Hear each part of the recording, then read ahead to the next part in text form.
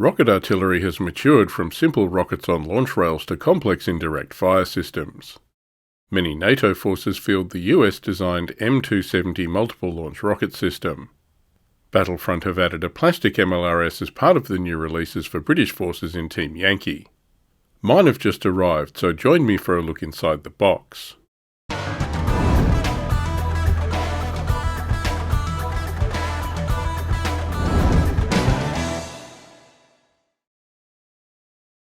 This is the M270 MLRS battery box set from Battlefront for Team Yankee.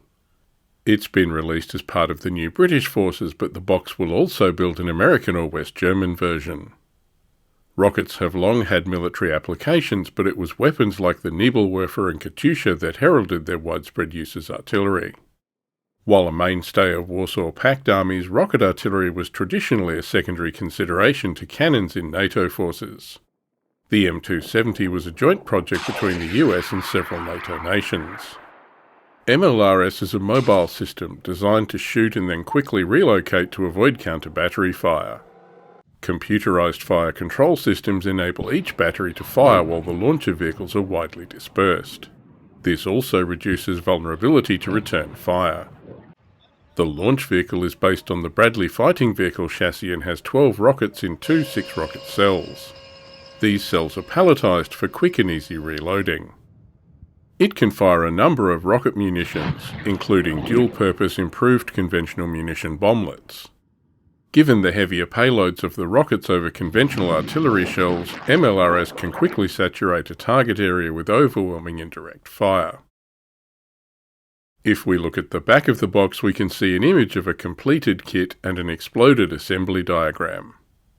While this is a complex vehicle, the parts count is still fairly low, just 14 parts. The box set comes with 3 MLRS rocket launchers, a minefield marker and 3 unit cards. The cards give you stats for using the launcher in US, West German and British service. Let's check out the plastic. Each MLRS rocket launcher comes on a single sprue of medium green plastic. The parts look well moulded and the detail looks good and is cast in strong relief. This part of the sprue has the tracks and hull parts. You can see the tracks are not just single piece, they're moulded integral to the hull sides. The road wheels and tracks have a good amount of detail. This part is the lower hull. The other side of the sprue has the hull top, front and rear pieces.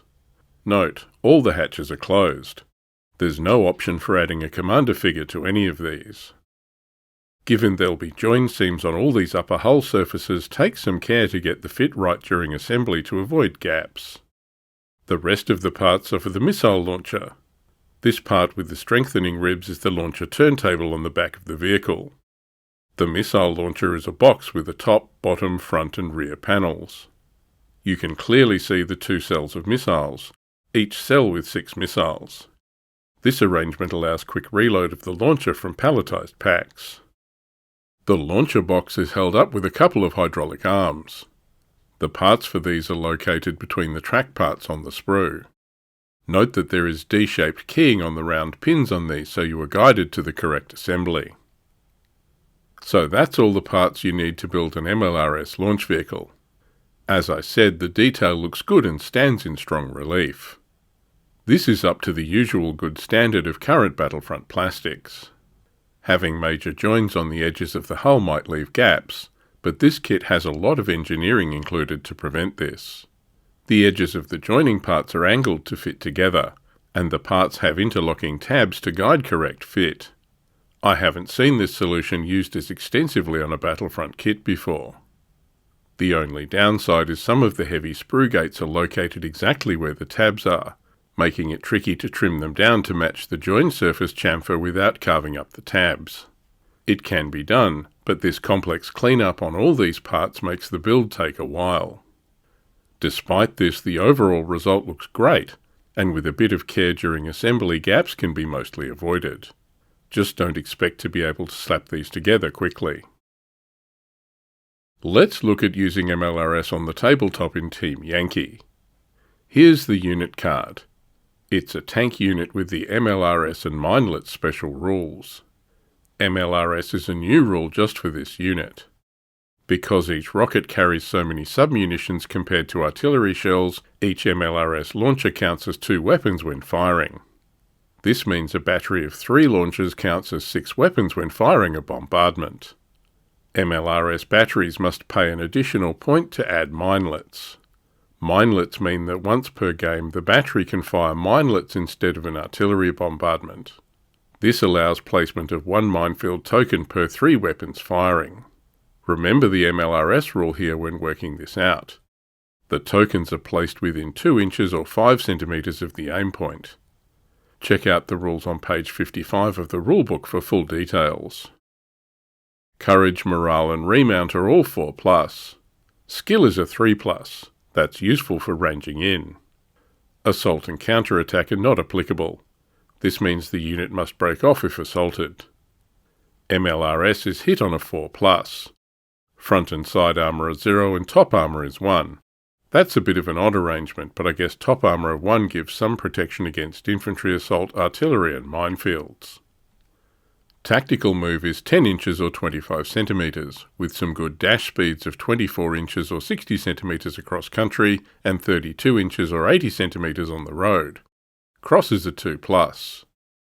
The only weapon stat line is the M270 MLRS rocket bombardment.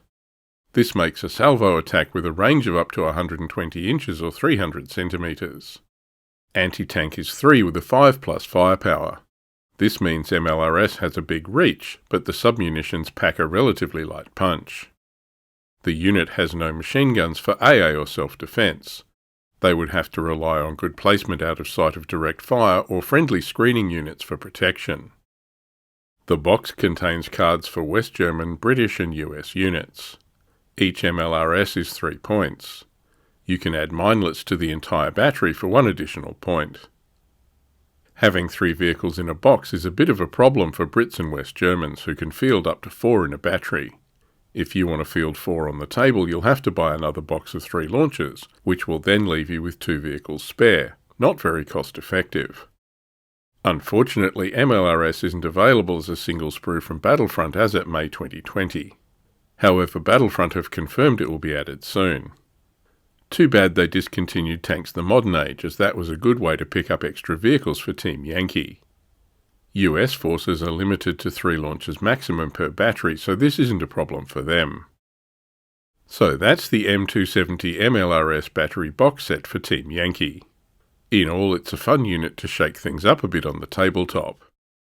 The launcher kit is well detailed and builds up into a nice kit. Well up to Battlefront's usual standard for plastic kits. There are a few minor quibbles. Only 3 launches per box makes it hard to field a 4-vehicle battery. I can see the economics of doing this from Battlefront's perspective, but they really need to add the single sprue option to the online store.